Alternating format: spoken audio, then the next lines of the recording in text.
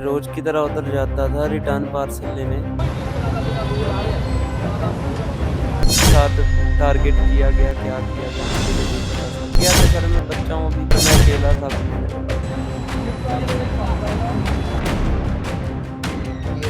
बीती 5 मई को पंजाब में दो धमाके हुए थे। एक धमाका जालंधर बीएसएफ हेडक्वार्टर के बाहर हुआ था और दूसरा धमाका अमृतसर में हुआ था। लेकिन जो धमाका बीएसएफ हेडक्वार्टर के बाहर हुआ था, उसमें जो शख्स भागकर बीएसएफ हेडक्वार्टर की तरफ जाता है अपनी जान बचाने के लिए, वो गुरप्रीत सिंह, वो इस समय हमारे साथ मौजूद है। लेकिन उनकी हालत जो है काफी नाजुक बनी हुई है और उन्हें जो यहाँ पर डॉक्टर द्वारा पहले आके चेकअप किया गया, अभी वो बेड रेस्ट पे ही हैं, क्योंकि उनकी जो दाई साइड है वहां से वो काफी इंजर्ड हो गए हैं और उनका जो कान है दाई साइड का, उनसे भी कम उनको सुनाई देना शुरू हो गया, क्योंकि धमाका इतना जोरदार था कि गुरप्रीत सिंह जैसे तैसे भागकर बीएसएफ हेडक्वार्टर में जाता है और अपनी जान बचाता है और उसे बीएसएफ हेडक्वार्टर में ही जो फर्स्ट एड दिया जाता है। इस समय गुरप्रीत सिंह हमारे साथ मौजूद है, बात करेंगे इनसे। गुरप्रीत, जब धमाका हुआ था आप अपनी स्कूटी के पास ही खड़े थे, तो आप वहां पहले तो करने क्या गए थे, और जब धमाका हुआ तो उस समय कोई व्यक्ति आपके पास से गुजरा था? सर मैं रोज की तरह उधर जाता था, मेरा फ्लिपकार्ट का काम था। मैं डिलीवरी बॉय हूँ। मैं रोज की तरह उधर जाता था रिटर्न पार्सल लेने। और जब मैं रिटर्न पार्सल लेने गया, मैंने हमें लिखा होता है उधर बीएसएफ हेडक्वार्टर, नाम लिखा होता है साथ में, इसकी रिटर्न है, ये लेके आनी है। जैसे पहले पार्सल डिलीवर करते हैं फिर रिटर्न लेके आते हैं। अब मेरे से ज्यादा भूल नहीं हो रहा है इधर से मेरे को। अक्सर आप वहीं जाते थे? हाँ जी सर, अक्सर मैं वही जाता था।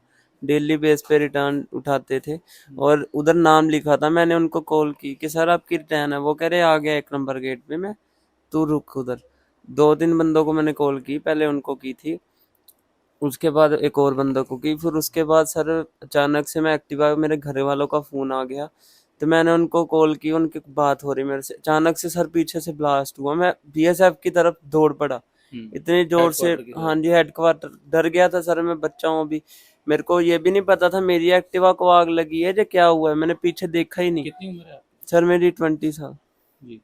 सर मैं इतना डर गया था उस टाइम पे, मैं अपने घर वालों को याद करी जाता, मैंने रोते रोते अपने पापा को कॉल लगाई, पापा इधर मेरी एक्टिवा कितने आग समय से लग आप गई। फ्लिपकार्ट में काम कर रहे 6-7 महीने हो गए सर। हैं? अच्छा। तो फिर जब आपने कॉल की तो आपके पिताजी वहाँ पर पहुँचे, आपसे बातचीत हुई फिर? जी सर, पिताजी उधर पहुंचे थे, मैं पिताजी मेरे को देख के रो पड़े, उन कह रहा सर मेरा बच्चा है, इसको छोड़ दो। मैंने कहा पापा मेरे को कुछ करेंगे तो नहीं, मैंने कुछ भी नहीं किया, मैं इधर पार्सल रिटर्न लेने आया था। मेरी एक्टिवा को अचानक से ऐसे ब्लास्ट हुआ, मेरी आग मेरी कमर तक आई, मैं उस आग से पता नहीं कैसे दौड़ के गेट की तरफ बचा। सर मैं उधर से निकल पता नहीं कैसे गया, मेरे को खुद नहीं पता चला मैं कैसे निकला कैसे नहीं। लेकिन गुरप्रीत, जब धमाका होता है, क्योंकि सीसीटीवी तस्वीरें भी सामने आई हैं, तो एक सीसीटीवी और आई है, उसमें एक व्यक्ति आता है मोटरसाइकिल पर, पहले पास में ही आपकी स्कूटी पे रुकता है, उसके बाद वहां से निकलता है, फिर वो धमाका हो जाता है। क्या व्यक्ति जब आपके करीब से निकला तब आपको पता नहीं चला? सर मैं रोज उधर जाता था, कोई आता था कोई जाता था सर, उस पे हमारी कोई निगाह नहीं होती। जैसे देखो हमारा जो काम है हमें वो करना होता है, हम किसी पे वैसे वो नहीं रखते। मैं अपने काम की तरफ से मैं फोन कर रहा था कि सर रिटर्न है, मैंने उस बंदे की तरफ नहीं देखा इतने अच्छे से। मेरे को ये पता है उधर से बंदे आ जाते हैं आ जाते हैं आ जाते हैं। उधर एक डस्टबिन लगा है, 3 डस्टबिन लगे हैं, उधर कोई कूड़ा फेंक के चला जाता है, कोई कुछ कर जाता है। मेरे को सर इसके बारे में कुछ नहीं पता, मैं एक्टिवा के पास खड़ा था, घर वालों का फोन आया, अचानक से पीछे को ब्लास्ट हुआ, आग मेरी कमर तक आई, मैं उधर डर के भाग आपके गया सर। कपड़ों पे भी आग लग गई? आग लगी थी सर कपड़े पे पीछे तो थोड़ी सी। जब धमाका हुआ तो जो पार्ट्स थे एक्टिवा के, वो क्या आपकी बॉडी को इंजर सर कर गए? लगे, मेरे पार्ट्स लगे, अच्छा। मेरे छोटे छोटे कमर पे निशान है। तो आपको जब पहले फर्स्ट एड बीएसएफ में दी गई तो उसके बाद पुलिस ने पूछताछ शुरू की थी? सर जी मेरे को पूछताछ पहले की, फिर मेरे को फर्स्ट एड दवाई, मेरे ब्लड आ रहा था इधर गर्दन से और इधर इधर हम्म। शोल्डर से, हम्म। मेरे को ब्लड आ रहा था और मेरे को कान से कुछ सुनाई नहीं दे रहा था। हम्म। सीपी मैडम ने भी सर बहुत अच्छे तरीके से इन्वेस्टमेंट की, वो बहुत अच्छे तरीके से बात की मेरे से। मैं डर रहा था, मैंने कहा मैडम मैंने कुछ नहीं कहा, मैं खुद मेरे को इधर से सर कुछ भी सुनाई नहीं दे रहा था मेरे को। हम्म। ये अभी तक मेरा सर, मेरे को जो है वो मेरे को याद आ जाता है, इंसिडेंस क्या हो गया था मेरे साथ।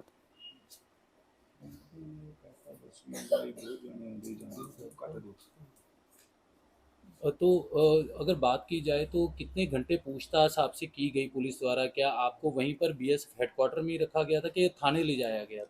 सर मेरे को बीएसएफ हेडक्वार्टर में इंक्वायरी की, उन्होंने बातचीत की, हम्म, अच्छे तरीके से मेरी जांच पड़ताल की, हम्म। सब पूछा गया, फिर सर मेरे को थाने में लेके जाया गया। तो जो पुलिस कमिश्नर धनप्रीत कौर, उन्होंने आपसे बातचीत की? सर उन्होंने बहुत अच्छे से बात की, उनकी वजह से मेरे को थोड़ा, मैं इतना डर गया था, उन्होंने कहा मेरे को इतनी मदद की, अच्छे तरीके से मेरे से बात की। मैं उनका भी थैंक यू करता हूँ, मैडम का बहुत बहुत धन्यवाद, सीपी मैडम का करता हूँ कि उन्होंने मेरे से अच्छे से बात की।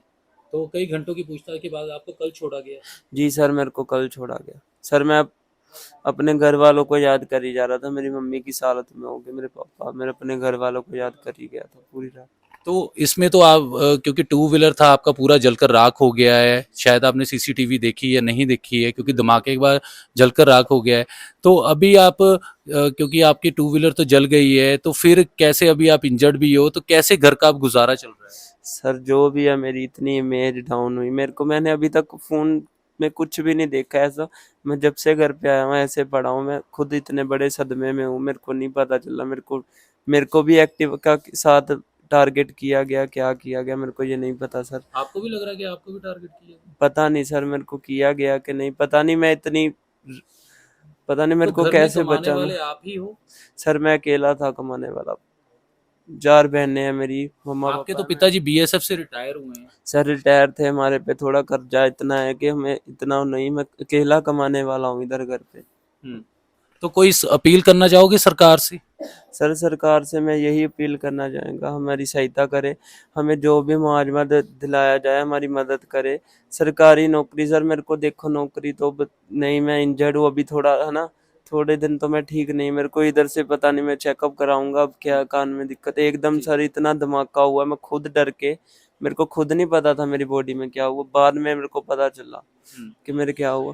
सरकार से मैं सर ये कहना चाहता हूँ कि मेरे को मदद करे, हमारे हम्म। सरकारी नौकरी की मेरे को मदद दें सर, मेरी फैमिली जिससे चल सके।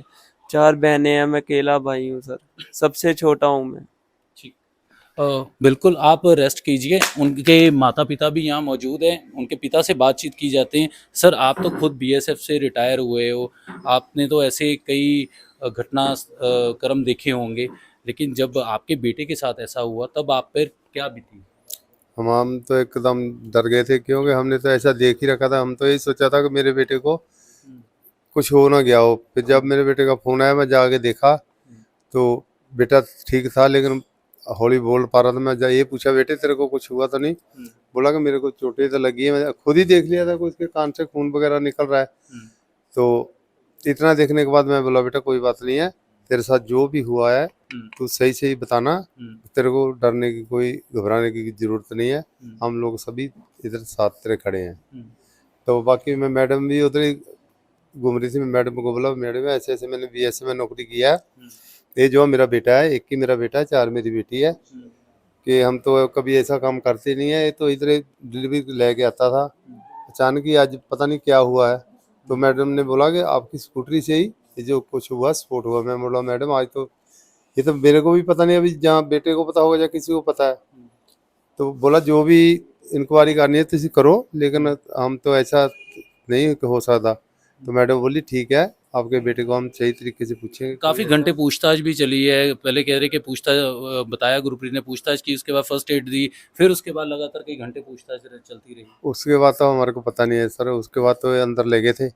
मैडम वगैरह को बोली तो कोई बात नहीं, हम अंदर सीसीटीवी कैमरे चेक कर रहे हैं, आपके बेटे का अगर गलती नहीं है तो आपके बेटे को छोड़ दिया जाएगा, आप घबराना नहीं है, आप चिंता मत करो, आपका बेटा जैसा हम हमारे पास आ रहा है, अगर गलती नहीं होगी तो क्योंकि ऐसे ही आपके आप बेटे का टू व्हीलर तो पूरा जलकर राख हो गया इस धमाके में, और क्योंकि प्राइवेट जॉब कर रहा था, अब वो खुद बिस्तर पे है, क्योंकि बेड रेस्ट भी कही गई है डॉक्टर की तरफ से। तो क्या कुछ कहना चाहेंगे सरकार को, कोई अपील करना चाहेंगे? मैं तो सरकार से यही बोलना चाहता हूँ कि हमारे पास एक ही साधन था। मैंने गवर्नमेंट की जॉब तो की है, लेकिन फिर भी हमारे पास इतना कर्जा है कि मैं खुद ही अभी भी फिर भी दिहाड़ी कर रहा था। अभी मेरे भी चोट लगने के कारण मैं भी कोई भारी काम नहीं कर सकता, हल्का फुल्का मैं काम कर लेता हूँ। ये बेटा एक कमाने वाला था, एक ही हमारे पास वो साधन था आने जाने का। अभी साधन भी जो है वो भी बेकार हो गया, तो बेटा भी मेरा बेकार ही समझ लो अभी होया। अभी इसको टाइम लगेगा, कुछ महीने लगेंगे ठीक होने में। मैं यही सरकार से चाहता हूँ कि हमारा कोई भी मदद करे, जो भी साडा मुआवजा बनता सानू दिता जाए सरकार दा। मैं इस आपका बेटा कह रहा है कि सरकारी नौकरी दी जाए। हाँ, सरकारी नौकरी हो तो मैं कह रहा हूँ जे बेटे को सरकारी नौकरी मिल जाए, कुछ भी सरकार साडी जो भी हो सके सरकार साडी हेल्प करे, यही चाਹੁੰਦੇ सरकार तो। बिल्कुल।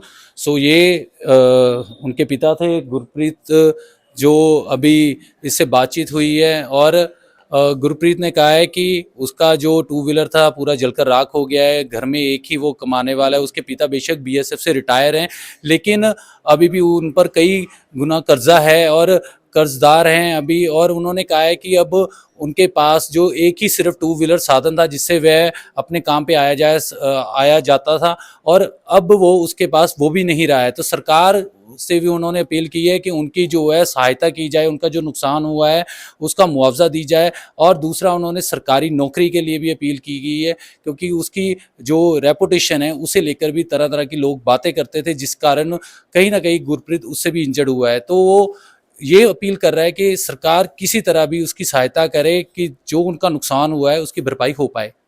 कैमरामैन तरुण के साथ देवेंद्र कुमार, TV9 भारतवर्ष, जालंधर।